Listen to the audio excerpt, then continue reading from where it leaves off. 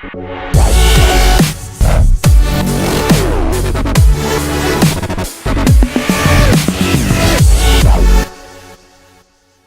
what you need to do before you get to the house, you got to create a check sheet of everything you need to look at. Roof, windows, siding, fascia, soffit, exterior doors, porches, garage, fencing, landscaping, drywall, electric, plumbing. Every single thing you got to look at while you're in the house. So then when you're there, before you leave, go through the entire check sheet. Make sure you looked at everything, so you don't have to drive back to the house. When you're walking through, take a boatload of pictures. I have 50 to 100 pictures every time I walk through a house. I walked through a house, drove home, got to put my numbers together, and I forgot to go to the basement. Didn't have any pictures of the basement, never looked in the basement. I was so excited about the deal, forgot to look in the freaking basement. The basement can break a deal very, very quickly. But if I had my check sheet, oh crap, forgot to look at the basement. So make a check sheet, everything you need to do, and make sure you do it before you leave the house, and take a ton of pictures while you're there. And also make sure you have a good flashlight. I always use my little phone flashlight, but when you get to a basement, you're trying to look down a really long crawl space, that little phone flashlight ain't gonna make it the whole way. So get you a real nice full flashlight so you can see everything while you're there. All the nooks, all the crannies, all the deep, dark holes and corners, you can see everything. So then when you walk through, like I said, you gotta update your repair estimator. You gotta update your deal analyzer. You gotta come up with a new maximum allowable offer. Make the offer, get the deal, and then make some money. Like I said, when you're pulling up to a house, you got to be very conscious of your surroundings. Look for boarded up houses, warehouses, anything that may adjust your ARV. So we're a couple blocks away now, but if you start looking at these houses, none of them are boarded up. You got this one right here, just got done being rehabbed. You got some vacant land across the street. This white one right here is under construction. Someone's rehabbing this one. Gray and white one back there. You got one that's listed for sale that was just rehabbed right here. And you also got to be very, very conscious of your market. You got to know what's going on. So this corner right here that's actually vacant, it actually just got approved for a 6-unit condo building. So that'll be going up here shortly. That vacant commercial space right there, the developer on that almost has permits for putting in a restaurant right there. And then those buildings on the left, it's 4 lots contiguous. The developer on that one is putting in a mixed-use apartment commercial building. So you got to be very conscious of the entire area. You got to know what's going on. Not knowing those things, that may affect your opinion of the house. But those things are there. Those condos, there's 4 condos in there. They just got listed yesterday, and 2 of them are already under contract for $300,000 plus. So you got to know your area. You absolutely have to know your area. So this is the street we're on. It's about 10 houses down here on the left. But if you look around, there's no boarded up houses. There's no like massively overgrown lawns. There's nothing, in my opinion, that would hurt the value of this house. Really the only thing, and I wouldn't add any value to it, but knowing that those restaurants and buildings are coming along, that's definitely a positive. Definitely not a negative. But if you look right here, it's actually a new construction home someone just broke ground on. So this is an area of development. There's a lot of good things happening. This is a very, very strong market, and the value isn't going to change of any positive or negative things here.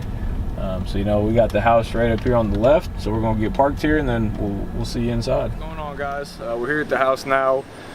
So I'm going to go through how to evaluate houses, and keep in mind the biggest thing here is this is how I evaluate them. There's a lot of different people that do investing, a lot of different ways to invest, a lot of different ways to do repairs, a lot of different ways to rehab homes. This is strictly my opinion. I want to make that clear. And there's other ways of doing it. So some things I might say that need done, some prices I might mention. There's some people may or may not do those, and some people may pay less than me. Some people may pay more than me. So I just want to make it very clear. This is just my opinion of things, and just some advice I'm trying to give you guys. So what I do is I start on the outside of the home. So if we look at it here, I start on the outside, work my way through the entire outside, go to the basement, first floor, second floor, third floor. That's what we're going to do today. So starting here, looking at the outside, you'll notice that we start at the roof. If you look at the roof, it's a 3-tab shingle. Normally 3-tab shingles are older. That's not always the case, but 3-tab just means it's flat all the way across. Dimensional shingle means that it has like rivets to it along the side of it. So usually dimensional shingles are newer and 3-tab are older. So if you look at this roof, it's got a 3-tab roof. You can see some areas that are kind of picking up, some shingles that are coming up, and you also want to look for waves in the roof as well. This one's not too wavy, but it definitely has some shingles, some corners that are coming up on it. So in my opinion, to get, again, we did research before we came here. So in my opinion, to get the needed ARV that we need on this house, we got to put a new roof on it. So number one, check, we need to put a new roof. So you want to look at everything on the outside. So now I'm looking at the gutters, the fascia, the soffit. If you zoom in to the left here on the soffit and the fascia, it's completely deteriorated and gone. So, if you look at it, it's actually all the way around. It looks like that. So all the way around, you got to redo all new soffit, all new fascia, and there's no seamless aluminum gutters on there. Those are actually called box gutters. So box gutters, the roof comes down and it goes into a divot made of wood that's sealed with like a rubber membrane, and that's what the gutters are. So to redo box gutters is actually a lot more expensive than just slapping gutters up there. So what I would do in this case is I would actually frame plywood over top of the box gutters, make it part of the roof, put a new fascia board and soffit board on there, and then put new aluminum gutters like they have on the front porch on the top as well. So to me, you got to redo all new roof, you got new soffit, you got new fascia, and you got to put all new gutters on. So again, staying on the outside, there's weeds all over the house. So we got to pull all those weeds off the house to make it look newer and better. The windows, we're missing a couple windows up top here. They're just old wood windows from 120 years ago. So we got to replace all the windows as well. So, the way you can tell is old wood windows. If you look at the paint lines on the wood, there's a bunch of paint on the window. That usually means it's old wood windows. Most of the time, not all the time. And if you look down here, they have like top right window, they have a glass cover on top of the window, which is old screens basically. That's what they would use for screens back in the day. So if you see those old glass screens, that normally means you got to replace the windows as well. Some people keep wood windows. I replace them 90% of the time. So in my opinion, this house needs all new wood windows as well. And if at the very least, it needs some work on the windows if you're keeping them. So either way, you definitely have some window work here. So we walk up a little bit closer. You look down at the front of the house, you got deteriorated concrete right here. So you got a budget to repair a sidewalk. So you're not just looking at the house itself, you're looking at everything around the house as well. So we got some new concrete. This tree looks like crap. So I'd tear off some of the ivy. I might take a couple low hanging branches down. These weeds growing right here, we take that out. So you gotta be conscious of the landscaping as well. So we'll walk up here. We got a new concrete sidewalk. These stairs are in pretty decent condition. We'll probably keep those. Put a new handrail here on the left. This house will probably sell from anywhere from 400 to 450,000. So it's got to be a nicer home. So we got a new handrail. We got to do some landscaping, put in some flower beds on the front, take out some more weeds over here. So you're definitely going to have a landscaping budget as well.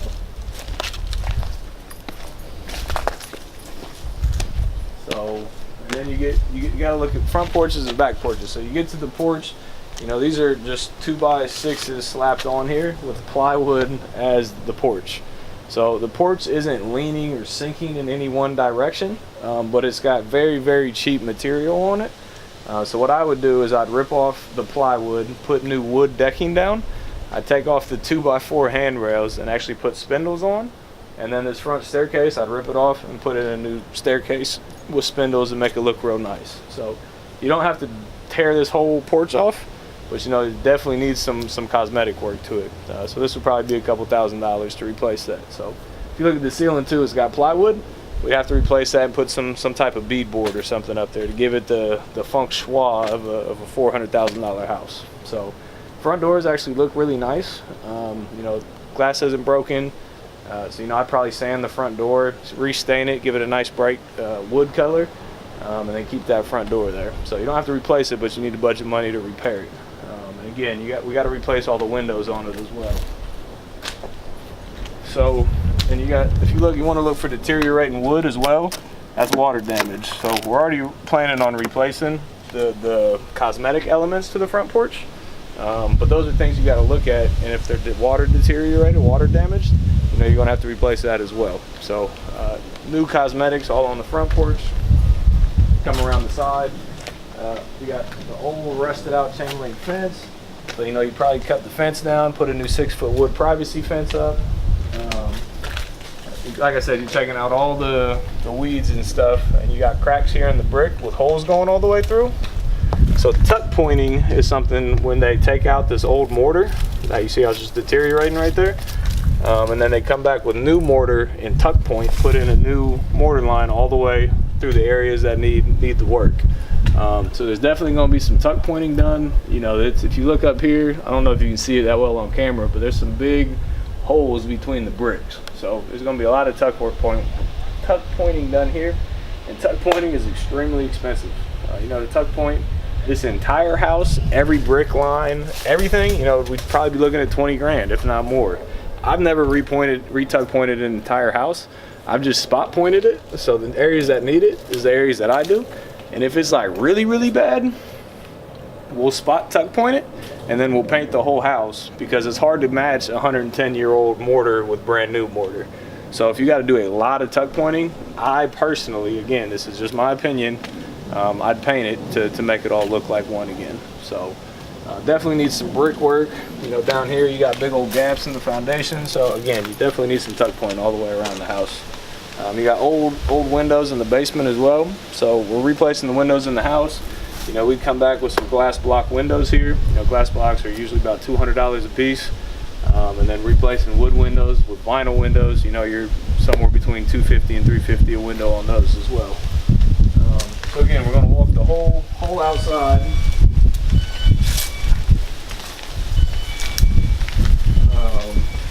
So you get around to the back. You know, you look at this sidewalk, it's all bumpy and wavy and cracked. Again, if this was a $100,000 house, we wouldn't replace this. It's a $400,000 house, if not more, so we got to replace this. So we'll come back, get a good look at the backyard. You know, this isn't grass down here. This is some type of ivy or something. So this whole yard needs raked up, and then new grass seed put down and everything as well. And then again, I did my due diligence before I came here. You know, we need a 2-car garage out back to get the value that we need out of it. So we got a concrete slab. So now we got a budget to take the concrete out and then come back and do an all new concrete and all new garage as well. And again, you also need a 6-foot privacy fence to get the value that you want out of here.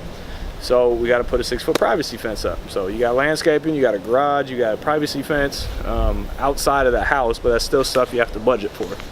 So then you look at the back of the house, you know, there's a whole lot more weeds on the back of the house. Once you take those weeds off, it picks apart the mortar joints. So once you get all that off of there, there's going to be a lot of tuck pointing that needs done as well. So you got a lot on the side, you got a lot of tuck pointing on the back. You know, I would tuck point it, and then I'd paint the whole thing as well.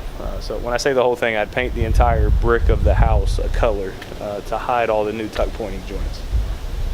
So you look down here, you got a porch that's deteriorated, obviously, and there's actually no foundation to it. It's just kind of floating there.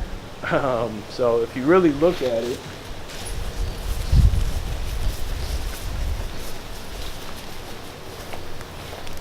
there's literally no foundation to it, the entire thing. So, you know, if this is counted as square footage on the auditor site, then you're going to have to adjust your square footage down, because you're going to have to tear this entire thing off and or tear it off, rebuild it, and then you can keep the same square footage.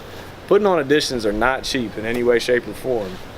So for me, I'd rip this off and then paint the entire outside, and then be good to go on. So you got windows, you got tuck pointing, you got paint, you got demoing off this house addition thing here. You know, if you look up, you got soffit, fascia, everything, just like the front. Everything needs done back here as well. So then you get to this little porch. This porch is just old, deteriorated, got water damage on it. So, you know, I do the same thing as the front porch. You know, I'd put in new decking, I put in a new staircase, I'd put in new handrails. So I'd redo the cosmetics on this porch as well. And once you take that off, you're gonna have to put a handrail on that side as well. So that's what I would do back here in the backyard. So that's kind of the outside. Get the whole exterior of the home, everything you need to know on the exterior. Have your check sheet with you. You know, check off exterior, fascia, soffit, roof, windows, siding, garage, fence, landscaping. So now you're through a majority of the work you need to look at. So then you head inside, and I always start in the basement. So we're gonna make our way to the basement, and then we'll be right back. Thanks for coming to Flipping the Right Way. This download, the ebook, The 8 Reasons Real Estate Investors Fail, is basically my story of how I got started, some of the things and hiccups that I ran into. And if you read it and actually put it into implementation, it'll help you streamline your business and get your real estate business up and running quicker. So if you hit the download button right below this, give us your name, email, and phone number. We'll shoot you an email with the PDF attached to it. If you don't get it in about 10 minutes, just check your spam folder. It might end up in there. But otherwise, I wish you the best of luck investing, and we'll be in touch soon.